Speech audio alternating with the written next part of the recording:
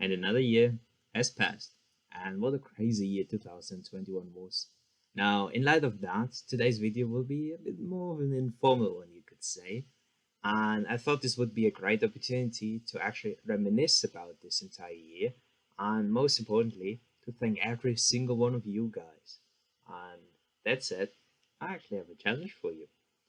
I will reveal it later in the video, because as if I would let you get off the hook so easily. Anyhow, let me be clear, it will be a challenge that will be very beneficial for you. And as usual on this channel, I will explain to you why you should do it, the underlying mechanisms, the benefits for you, and of course, what you need to do. So stay tuned for that. Now, that said, as always, again, I would appreciate it if you could smash this like and subscribe buttons so that we can build an army of high performance and neuroscience enthusiasts together. That said, my name is Nicholas. I'm a neuroscientist, dementia researcher, as well as a high performance and flow coach, and this is our recap and a growth challenge for 2021.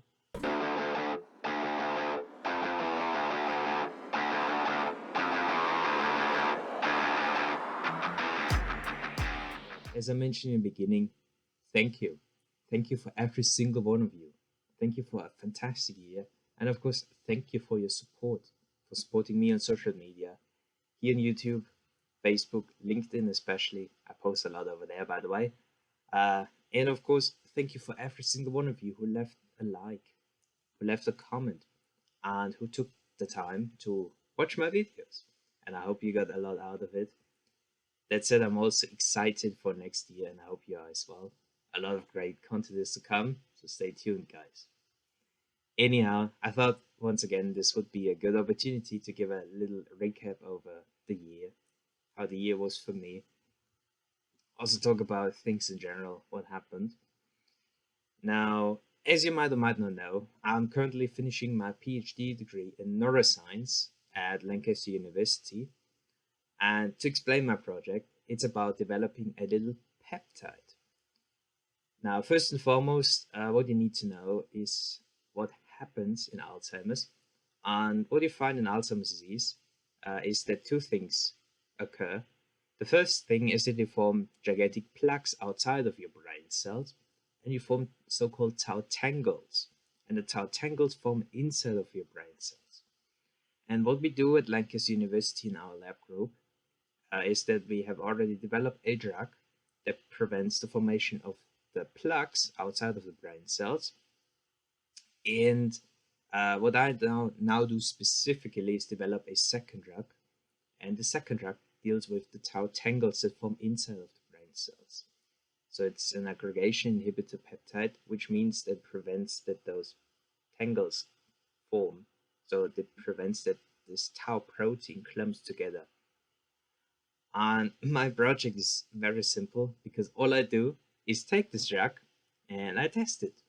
I test it in brain cells that I cultivate in the lab, and I test it in animals, in mice more precisely. So I had my little mice there, and we did some behavioral assays. So meaning that I tested whether our drug improved the memory of these mice. We did a few interesting little experiments. For example, we put them in little spinning bars. That's also to test the motor ability, the coordination. Yeah, I'm still about to analyze the behavior, so let's see if we got something interesting. That'll be exciting. Anyhow, basically what I did over 2021 was mostly lab work. Now, we were fortunately classified as critical workers in lockdown number 3 in the UK. We had 3 in total, by the way. Fourth one might be incoming soon, but we'll see. I'm optimistic. The gyms hopefully stay open. Most important thing. Anyhow, since we were classified as critical workers, as researchers, we were actually able to work in lockdown number 3. And I was able to finish a lot of key experiments. One of them was with my cells, because what I did was attaching this little peptide that we have that prevents the formation of tau tangles. I linked that to little fat droplets, which we call liposomes. And I then checked how these are taken up by brain cells. Because what you need to know is that brain cells have organelles in them. Like we have organs in our body, every single cell in our entire body has organelles, so it's pretty much mini versions of organs, you could say. And I was testing where the hell our drugs is actually going, because our drugs should ideally not go into the dump, so the cell dump, which we call lysosomes, where stuff is removed and degraded. So I looked into that, uptake pathways, etc., and I actually got some good results, which I can now write up. So it'll be my first publication about my own personal results. I've done other publications about ghrelin, how it is protective in Alzheimer's. So ghrelin is a hunger hormone, by the way, how it changes memory, etc. But writing up my own experiments, my own results, that's exciting. So let's see how that goes. And another big surprise was also that we got a new postdoc. Was actually interesting because back then it was just mentioned by a colleague uh, that he had a friend in Turkey uh, and he would like to do a postdoc somewhere. And I was like, sure, we can try that. So together we applied for a grant application. I say we because my supervisor was too busy to do it, so I ended up doing it. And of course, since I ended up doing it, I put my own freaking work in this grant application. It actually worked out, which is the funniest thing. So we now have a new postdoc at Lancaster University, a new lab member, and yeah, I'll be excited. So it'll be amazing. Now, professionally, a lot happened in 2021 for me, mainly because I got inspired, in fact, by Brandon Burchard. He's a big high performance coach. I was watching one of his videos back then, and he inspired me to run my own business, to really kick off big as a high performance coach. And that is why I started posting on LinkedIn in January 2021, back then, actually. And while I started posting, was doing my lab research, etc., I came across the Flow Research Collective. So that's when I really learned about this state called flow. So again, flow is the state of total absorption. When you're so deeply immersed into what you're doing that you forget everything else. When you're extremely productive. And when you get this amazing feeling, I know now it's basically, always had this somewhat. So I was working, I felt really into it, I felt fulfilled. I had this feeling of more, that I desired more, just to keep going. I didn't want to stop work. And now I knew that, all right, what I was experiencing there all the time is actually flow. And once again, knowing about this, knowing about how important flow is for productivity, how important flow is for happiness and all of these things, for fulfillment, I decided to spend a ton of money, in fact, to get training as a flow coach. So it was for two things. For one, I wanted to become better and more. Again, I wanted to have this ability to enter this flow state more consistently. And basically, a lot of the things I did were correct, but just learning about how it works in the brain, what you need to do it, helped me to do it even better. And of course, I want to get second the ability to teach this to others as part of my flow, as part of my high performance coaching. And yeah, that's what I then started doing. Now, along with the Flow Research Collective, of course, I started shooting videos here on YouTube. Horrible audio in the beginning, by the way, so I got some nice feedback there. Hope I fixed this somewhat, by the way, guys. Let me know if not. Anyhow, what happened then over the course of the years, of course, I took on new clients to incorporate flow or flow coaching into my coaching practice. And now I've just started developing a neuroscience and high performance course. So that is the next big step. And I will, of course, launch this course, or it will kick off in January 2022 in a few weeks. So I'm very excited. And thank you for every single one of you who joined. And I guarantee you guys will make it work. We will do something amazing there. We will get you guys there. We will make you guys successful as hell. That aside, fitness wise, again, we had multiple lockdowns. So the gym actually reopened in mid April. So yeah, I think it was about mid April here in the UK. And damn, was I excited. Now, I'm actually never that excited, but so when the gyms opened, holy shit, I almost couldn't wait. And that said, did I skip on working out? I mean, hell no. you should work out. I say it all the time how many benefits exercise has for your brain, for your performance, for your well-being. So you should do, in fact, physical exercise in form of strength training. So you should lift weights, and you should do some sort of cardiovascular activity like cycling or whatever it is. And I definitely continue training during lockdown, although it was cold as hell, especially early on in the year. I feel it again. And again, I remember even having a day where I almost froze my toes off. I was again going outside to a little park to do my freaking chin ups, and I almost froze my toes off, so they turned purple. I was a close one. Of course, you still do it because you're an idiot, which I am. I don't care. I do my strength training no matter what. Hardcore only, as I like to say. Anyhow, not having the gym, not having my freaking beloved barbell actually took a toll on my strength. I believe my squats dropped over 40 kilograms. That was crazy. Lost a lot of muscle mass as well. And I managed to regain a good chunk of my strength over this year, over 2021. Still some missing, but we will get there. So that's something to look forward to in 2022, and can't wait. The other side, a big thing was that I actually bought this back there, what you can see there, a little guitar. I always wanted to play guitar, and now I finally did it. I bought one. I learned a few songs. However, I actually had to decide, or I decided to postpone it a little bit because I had other goals. Again, I just started my own business. I started shooting videos for YouTube. I had to do a lot of lab work.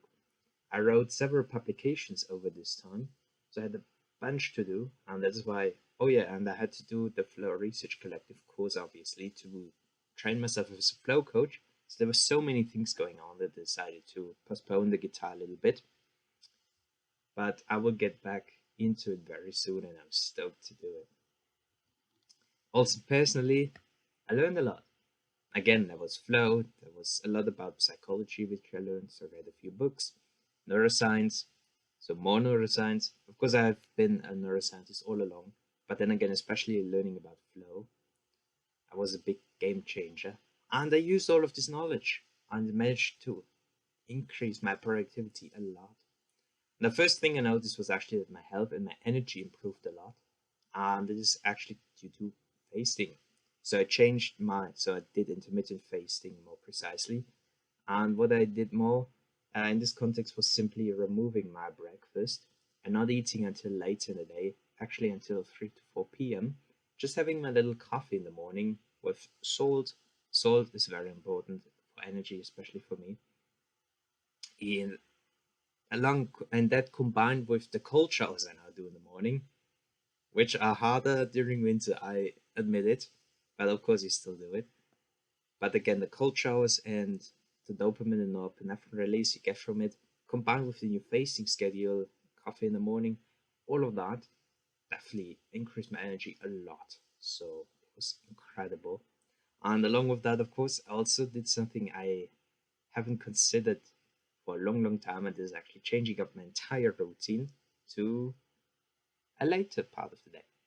So I just accepted the fact, you could say, that I'm a night owl because I forced myself to get up at 3 a.m. in the morning, and I noticed that I have several energy dips in the morning. So I had energy dips at 5, at 7 a.m. in the morning. I have one at 9:30 in the morning. I have another one at 11 a.m. in the morning, and I was just ignoring that. I had those massive energy dips. It just didn't feel well cognitively, and ultimately, I just accepted once again the fact that I'm a night owl, and now I do most of my work later on in the day. I get up at 9 and 10 a.m. in the morning. I train in the evening, and in fact, I feel at my best from 5 to 6 p.m. So in the evening, and once again, just accepting that was another boost to my energy. And one of the biggest messages I want to give you guys here is the so-called Raven Credo, as I call it.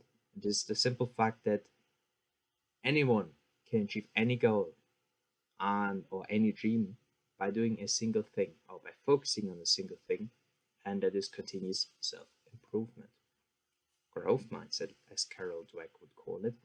And I focus on this every single day. There's always something you can improve, even if just 1%. And the best of the best, they do this. The best of the best make this a job, you could say. They aim to be 1% better, well, up to 4% in fact, every single day. And I do so as well. I will not stop and I will continue to improve because I have big goals. I have shit to do basically, and I will get there. And you hopefully along with me. So let's do this. Now, another big thing is also relationships because I actually realized that I haven't seen my family in 2 years now, at least not in person. We've been Skyping every weekend. Fortunately, they're all healthy and sound. So, my younger sister, she's a graphic designer. She just finished her bachelor's degree and she now got a job, which is literally 5 minutes away from her place, from her apartment, which is amazing. And my younger sister, she now continued school. She's basically doing the German equivalent of high school now, and they're all doing great. And I definitely need to move my butts back to Germany at some point. So we'll do that. That's one of my goals for 2022, to see everyone again, get back home. And of course, I met a lot of amazing people at the Flow Research Collective. I made a bunch of friends, also on social media, seeing all of my colleagues at work again, etc., and a lot more. That said, to celebrate the great things this year, I have a little challenge for you guys. And I challenge you to write down 100 things that you were grateful for in 2021. Now, why should we do that? Why gratefulness, Nick? Now, I made a separate video that explains the neuroscience behind gratitude. And first, before we get into gratitude, there are two things that you need to know. And the first one is, I mentioned this in the happiness Q&A last week, in fact. The first thing is that we have a preset level of happiness that we always return to, no matter what good or bad things happen to us. And this is basically known as the hedonic triplet. So a good thing happens in your life, you get back. A bad thing happens in your life, you eventually get back. So again, you have this preset level of happiness. And the second thing is that positivity, which also means happiness, must be learned. And this is because we have a natural negativity bias in the brain. So 9 out of 10 pieces of information that enter our conscious brain are in fact negative. And that is a mechanism to promote our survival, basically, evolutionary mechanism. And obviously, it has worked because we're still here, right? So, on the other hand, gratefulness is a game changer because it addresses all of these things in favor of happiness. Now, the first thing is that gratefulness reprograms the information filter in the brainstem down there. It's also called the reticular activating system towards more positivity. So that means if you practice gratefulness regularly, if you do it at least 3 times a week, then you started to notice the good in your life more easily. So you reprogram the reticular activating system to let more positive information in. It's like getting used to it, basically. So simply put, if you practice gratefulness, you will be happier by default. And second, the second big thing is that in the moment in which you are grateful, it could be for what you currently have or the good things that have happened to you in the past, the neurochemical serotonin is released in the brain. Now, serotonin is what counteracts dopamine. Now, dopamine is, of course, what makes you desire more, crave more. And serotonin, on the other hand, is what makes you feel content and satisfied. It calms you down. And for example, if you look at a picture of your past holidays and you imagine all the great memories you associate with these holidays, for me, it would be our old trips to Italy as a child, for example. Just looking at the photos, imagining it, how amazing it was, the warm weather, etc. Then your brain will release some serotonin, and it will give you this comfortable feeling. So when you look at once again, you look at the old holidays, you're like, damn, those holidays were amazing. And this comfortable feeling, that's serotonin. And again, just some sort of gratitude, whatever it is, if you do that regularly, you can actually extend the amount of pleasure you get out of a situation or out of a reward. And serotonin is also very strongly linked to spirituality, by the way. For example, highly spiritual people like monks, they actually do practices that release high amounts of serotonin in the brain. For example, meditation. Generally, there are various ways to practice gratefulness. I describe it in another video, so I will link it for you in the comments if you're interested. Anyhow, to practice gratefulness, you can do one of three things basically. And the first thing would be to make a list of the 10 things that you are deeply grateful for. And you can do it at the end of the day, or also at the beginning of the day. It doesn't really matter when you do it. Personally, I do that as well, and I do it every single day in a notebook. Now, B is that you can list 100 things that you are deeply grateful for, which you would do in a single session. So that's a bit of a challenge, and you can do it regularly. So maybe every month, for example, every week. And C, that would be the third thing, that's that you can write a gratitude letter from your future self addressed to your current self, in which you thank yourself for all the amazing things that have happened, and how you overcame challenges, how you build skills, etc. Now, what I want you to do, what I challenge you to do is in fact B. So I want you to list 100 things that you were deeply grateful for in 2021. When you manage to make this list, take a moment, read it off, and as you read each point, imagine it. So imagine what you were grateful for briefly, and also feel the positive emotions. How did you feel? What were you grateful for? And again, recreate this emotion.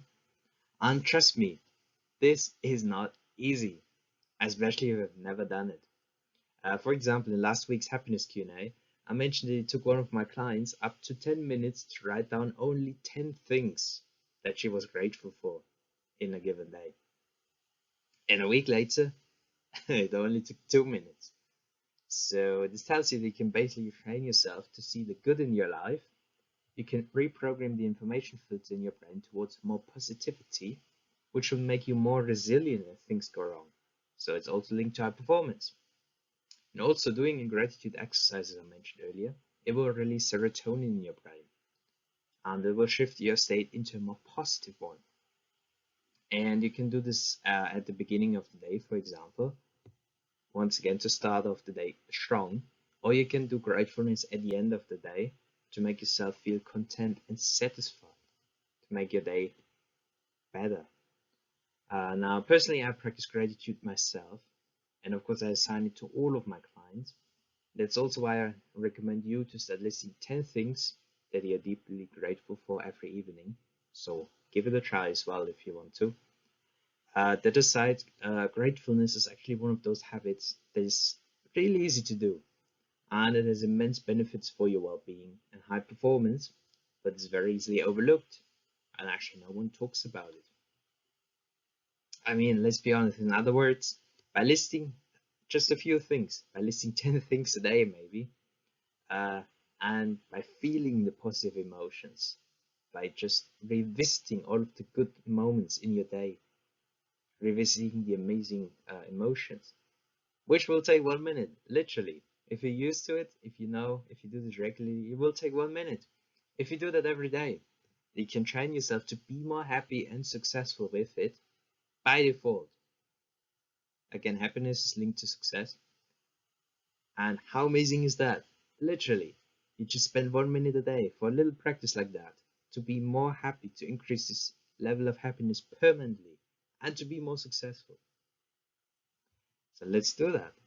Just grab your pencil, do the challenge, guys, and list 100 reasons why 2021 was an amazing year. Just destroy the negativity bias, and even better, also consider the habit of noting down 10 things that you're deeply grateful for.